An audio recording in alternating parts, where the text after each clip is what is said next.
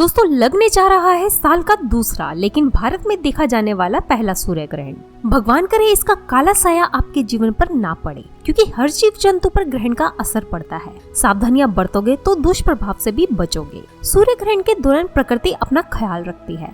आप देख सकते हैं कि कई गाने वाले पक्षी ग्रहण के दौरान गाना बंद कर देते हैं, घोंसलों से बाहर नहीं निकलते, कुछ फूल बंद हो जाते हैं। प्रकृति ने इनको खुद की देखभाल करना सिखाया है। दोस्तों मनुष्य के लिए भी ये जरूरी होगा कि स्वयं को सुरक्षित रखने के लिए आवश्यक सावधानियां बरतें। आज के इस वीडियो में यही सारी जानकारी हम आपको देंगे। सूर्य ग्रहण से जुड़ी हर बात बताएंगे, तो वीडियो को आखिरी तक जरूर देखें और कमेंट बॉक्स में जय सूर्यदेव जरूर लिखें। दोस्तों 25 अक्टूबर को लगने वाला ये सूर्य ग्रहण अवशिक सूर्य ग्रहण होगा। यह सूर्य ग्रहण भारत समेत यूरोप के कुछ भाग, एशिया का दक्षिणी पश्चिमी भाग, अफ्रीका महाद्वीप का उत्तर पूर्वी भाग और अटलांटिक में दिखेगा। इस सूर्य ग्रहण की कुल अवधि 4 घंटे 3 मिनट की होगी। इसका आरंभ 25 अक्टूबर को दोपहर 2:29 पर हो जाएगा और समापन 6:32 पर होगा। भारत में इस ग्रहण की दृश्यता रहेगी तो इसका सूतक काल भी मान्य होगा। सूर्य ग्रहण का सूतक ग्रहण लगने से ठीक 12 घंटे पहले शुरू हो जाएगा। सूतक काल के समय किसी भी तरह के शुभ कार्य नहीं किए जाएंगे। और दोस्तों विशेष बात तो ये है कि इस वर्ष का दिवाली उत्सव 24 अक्टूबर से शुरू हो रहा है।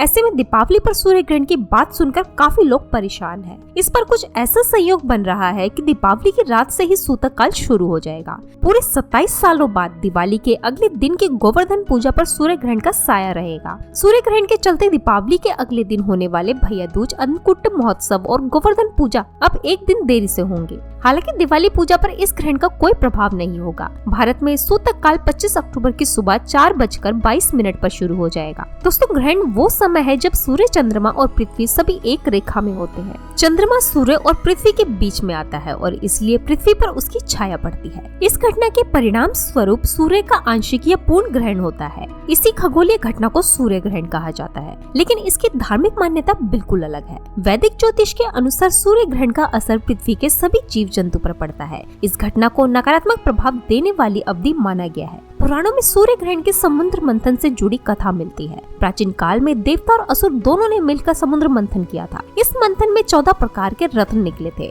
समुद्र मंथन में जब अंतिम रत्न अमृत निकला तो इसके लिए देवता और दानव दोनों के बीच युद्ध होने लगा। तब भगवान श्री हरि विष्णु ने मोहिनी रूप धारण किया और वे देवताओं को अमृत पान करवाने लगे। उसी समय राहु नाम के असुर में देवता का वेश धारण करके अमृत पान कर लिया। चंद्र और सूर्य ने राहु को पहचान लिया और भगवान विष्णु को सूचित किया। विष्णु जी ने क्रोधित होकर राहु का सिर धड़ से अलग कर दिया, लेकिन राहु ने अमृत पी लिया था, इसी वजह से वह अमर हो गया। तभी से राहु चंद्र और सूर्य को अपना शत्रु मानने लगे और समय समय पर इन ग्रहों को सताने लगा। इसी घटना को हम सूर्य ग्रहण या चंद्र ग्रहण के नाम से जानते हैं। ग्रहण के 12 घंटे पहले से ग्रहण की समाप्ति तक कुछ विशेष सावधानियां बरतने की बहुत आवश्यकता होती है ताकि इसके दुष्प्रभाव से बचा जा सके। ऐसे में जानते हैं इस दिन क्या करने की मनाही होती है और क्या करना शुभ कारक होता है। लेकिन दोस्तों उससे पहले आपसे रिक्वेस्ट करते हैं कि वीडियो को लाइक जरूर करिएगा, दोस्तों को शेयर कर दीजिएगा और अगर आपने अभी तक चैनल को सब्सक्राइब नहीं किया है तो चैनल को सब्सक्राइब करके बेल आइकन जरूर दबाइएगा। दोस्तों धार्मिक मान्यताओं के अनुसार सूतक काल में कोई शुभ या मंगल कार्य नहीं किया जाता है। ग्रहण काल में सोना नहीं चाहिए। जो व्यक्ति ग्रहण काल में सोते हैं वो रोगों से बाधित हो जाते हैं। इस समय पूजा पाठ बिल्कुल नहीं करनी चाहिए। मंदिर के दरवाजे पट बंद कर देने चाहिए, क्योंकि मंदिर को खुला रखने से मंदिर में नकारात्मक प्रभाव पड़ने लगता है। पूजा पाठ करने से इसके विपरीत परिणाम दिखने लगते हैं। ग्रहण काल में भूल से भी झाड़ू नहीं लगाना चाहिए। अगर ग्रहण काल में झाड़ू लगाते हैं तो ऐसे घर में दरिद्रता का अलक्ष्मी वास हो जाता है। घर के सदस्य रोग शोक से ग्रसित हो जाते हैं। ग्रहण काल में खाना नहीं खाना चाहिए। वैसे सूर्य किरणों को प्राकृतिक कीटनाशक के रूप में जाना जाता है, लेकिन सूर्य ग्रहण के दौरान उनकी तीव्रता अन्य दिनों की तरह नहीं होती है। ये किरणें अन्य पदार्थों को नष्ट करने में असमर्थ होती है। इस पर राहु का प्रभाव पड़ जाता है। इसी कारण सूर्य ग्रहण से कम 2 घंटे पहले खाना बंद कर देना चाहिए। अगर ग्रहण काल में कुछ खाना ही चाहते हैं तो उसमें तुलसी पत्र डाल दे। ग्रहण के पहले भोजन में तुलसी पत्र डालकर रखें। ग्रहण काल में भोजन नहीं बनाना चाहिए। आप सूर्य ग्रहण के दौरान खाद्य पदार्थों में दुर्वा घास रख सकते हैं, क्योंकि दुर्वा एक प्राकृतिक कीटाणु नाशक है। ग्रहण समाप्ति के बाद इसे हटाया जा सकता है। सूतक से पहले दूध, दही, अचार, चटनी, मुरब्बा आदि में कुशा रखना इन पदार्थों को ग्रहण के दोष से बचाता है। सूखे पदार्थों में ऊषा डालने की आवश्यकता नहीं है। इस समय घर में दूध बिल्कुल भी खुला ना छोड़े। घर में दूध रखें तो उसमें तुलसी के पत्ते डालकर रखें, अन्यथा ग्रहण काल में राहु के प्रभाव से दूध विषैला बन सकता है। ग्रहण से पहले हल्का और सुपाच्य शाकाहारी भोजन खाएं। खाने में हल्दी का उपयोग जरूर करें क्योंकि इसमें जीवाणु रोधी गुण होते हैं। इसी तरह आपको सूक्ष्म जीवों के अनियंत्रित विकास के कारण ग्रहण के दौरान पानी पीने से भी बचना चाहिए। सूर्य के प्रकाश के अभाव में पृथ्वी पर उपस्थित सभी जीव और ऊर्जा के स्रोत सहित हमारे शरीर का ऊर्जा स्रोत भी कम हो जाता है। यह पाचन क्रिया को भी धीमा कर देता है। इसका एक और कारण है कि आपको इस समय खाने से बचना चाहिए। अगर आप गर्भवती महिला हैं, वृद्ध हैं और अस्वस्थ हैं या किसी और विशेष परिस्थिति में हैं जहां लगातार जल की आवश्यकता होती है तो आप उबला हुआ पानी ठंडा करने के बाद पी सकते हैं।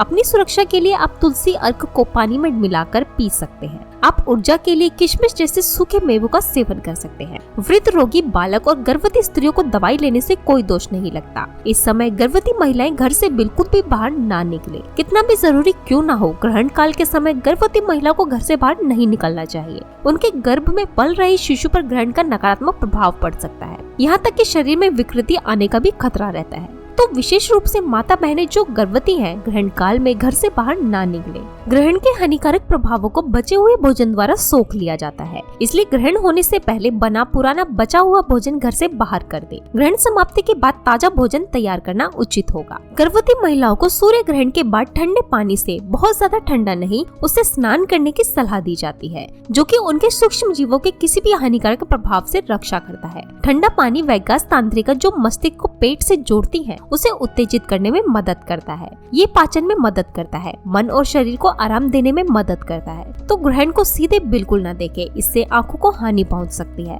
इस समय सूर्य की किरणों की तीव्रता के कारण आंखों की कोशिकाओं को नुकसान पहुंच सकता है। ध्यान और जाप के माध्यम से अपने आत्मा से जुड़ने का ये सटीक समय हो सकता है। सूर्य मन और शरीर दोनों से जुड़ा है, इसलिए जब सूर्य, चंद्रमा और पृथ्वी तीनों आकाशीय पिंड एक ही रेखा में होते हैं तो मन और शरीर भी एक साथ होता है। इसलिए सूर्य ग्रहण ध्यान करने का एक उत्तम समय माना जाता है। पौराणिक ग्रंथों में उल्लेखित है कि ग्रहण काल में मन ही मन भगवान का ध्यान करना चाहिए। इसलिए अगर सूर्य ग्रहण के दौरान सूर्य देव के मन में उपासना करें तो हर प्रकार के अनिष्ट से बचे रहेंगे। अब ग्रहण से पहले तुलसी के थोड़े पत्ते, तुलसी की मिट्टी, गौमूत्र, गंगा जल, गौ माता के पैर की धूल घर में लाकर रख दे। ग्रहण के बाद नहाने के पानी में इन्हें डालकर स्नान कर दें, तो जीवन में कभी भी आपको राहु, केतु या कोई भी दुष्ट सता नहीं पाएगा। इन सब से आप सदा सुरक्षित रहेंगे। घर के छोटे बच्चे किसी कारण इस समय घर से बाहर चले गए हैं और ग्रहण के बाद आ रहे हैं तो ऐसे बच्चे के सर पर थोड़ा सा गंगा जल जरूर छिड़क दे। इससे ग्रहण का दुष्प्रभाव दूर हो जाएगा। ग्रहण काल के बाद विशेष रूप से ध्यान रखें